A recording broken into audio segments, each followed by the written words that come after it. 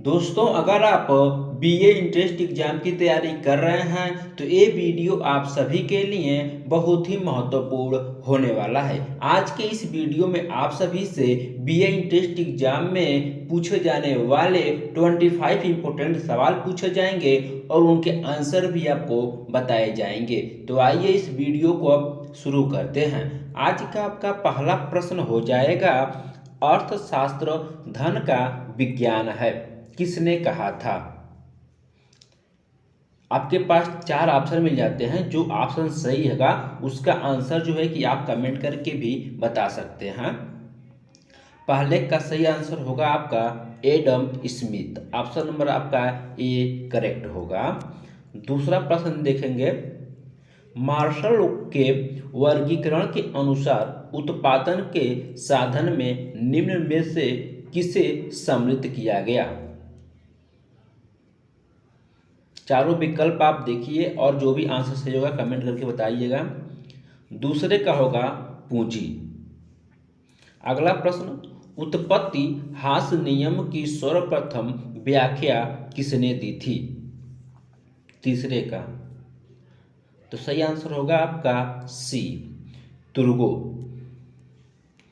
अगला प्रश्न, सीमांत उपयोगिता है तो क्या है?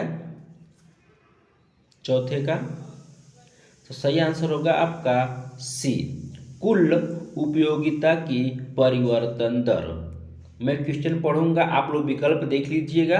अगर आपको आंसर आएगा तो कमेंट करके बताते रहिएगा। पांचवा देखेंगे हम, सीमांत उपयोगिता ह्रास नियम का प्रतिपादन किसने किया था? पांचवें का सही आंसर होगा आपका बी, हरमैन हेनरिंगसेन। अगला प्रश्न, गेफिन वस्तु के लिए निम्न में से किन शर्तों का होना आवश्यक है? गेमिन वस्तु के लिए निम्न में से किन शर्तों का होना आवश्यक है बताना है आपका। छठे का तो छठे का क्या होगा? सही आंसर होगा आपका डी, उपरोक्त सभी। अगला प्रश्न देखिए आप लोग, उपभोक्ता की बचत की विचारधारा के प्रतिपादक कौन थे? सातवां सही आंसर होगा आपका ए, ड्यूपिट। अगला प्रश्न देखेंगे हम लोग अब, किसी वस्तु की कुल उपयोगिता उस वस्तु के लिए मूल्य से मापी जाती है तो उसे क्या कहते हैं? आठवें का उपयोग मूल्य। ऑप्शन नंबर आपका बी करेक्ट होगा। अगला प्रश्न देखेंगे, उपभोक्ता बचत को मापने के लिए सर्वप्रथम उदासीनता वक्र का प्रयोग किया जाता है। उपभोक्ता बचत को मापने के लिए सर्वप्रथम उदासीनता वक्र का प्रयोग किसने किया? नौवें का सही आंसर होगा आपका सी, जे.आर. हिक्स। अगला प्रश्न देखेंगे, अर्थशास्त्र प्रत्येक व्यक्ति में निम्न में से किस प्रकार के व्यवहार की आशा करता है? अर्थशास्त्र। 10वें का बताइए। सही आंसर होगा आपका ए, विवेक पूर्व। अगला प्रश्न, अर्थशास्त्र में उपयोगिता का अभिप्राय है तो क्या होगा?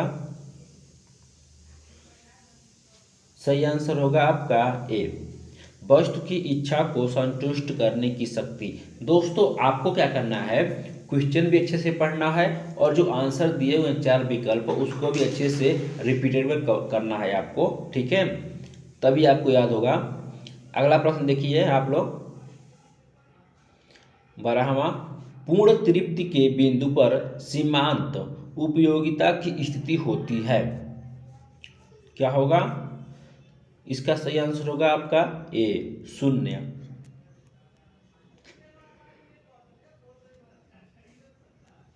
नंबर 13, मांग किसी वस्तु के लिए एक ऐसी इच्छा है जिसके लिए उपभोक्ता को, ए और बी इसमें सही होगा, कीमत चुकाने की योग्यता हो, कीमत चुकाने की तत्परता हो। ऑप्शन नंबर ए और बी दोनों सही होगा। तो यहाँ पे दिया हुआ है ए और बी, तो आपको इस पर ट्रिक करना है, ठीक है। अगला देखेंगे, मांग में सम्मिलित है, मांग में शामिल है, तो क्या होगा 14वें का उपयुक्त सभी होगा। वस्तु की प्रभावी इच्छा, साधन उपलब्धता और वस्तु खरीदने के लिए साधनों को व्यय करने की तत्परता, ठीक है। तो यानी कि उपयुक्त सभी इसमें करेक्ट होगा। अगला प्रश्न, जैसे जैसे आय में वृद्धि होती है वैसे वैसे खाद्यान्नों पर जो है कि व्यय की गई आय के प्रतिशत में कमी होती है, यह कथन किसका है? एजिल का। ऑप्शन नंबर आपका सी करेक्ट होगा, एजिल का। प्रश्न नंबर 16, धनी व्यक्ति के लिए मांग की लोच, धनी व्यक्ति के लिए मांग की लोच क्या होगा 16वें का? तो सही आंसर होगा आपका इसका बी, बेलोचदार होती है।